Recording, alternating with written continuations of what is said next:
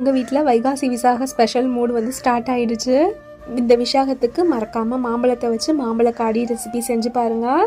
மாம்பழக்காடி செய்கிறதுக்கு 2 கப் நிறைய வந்து வெல்லம் எடுத்திருக்கேன். அதே 2 கப் நிறைய வந்து தண்ணி ஊற்றிக்கிட்டேன். நல்லா சைட் பை சைடு கொதிக்கட்டும். இப்போ 1.5 ஸ்பூன் வந்து அரிசி மாவு எடுத்து தண்ணி ஊற்றி நல்லா வந்து கலந்துக்கலாம். நான் இதில் 1 கப் தண்ணி நிறைய சேர்த்துருக்கேன். அரிசி மாவை நல்லா கெட்டி இல்லாமல் கரைச்சி விட்டுக்கோங்க.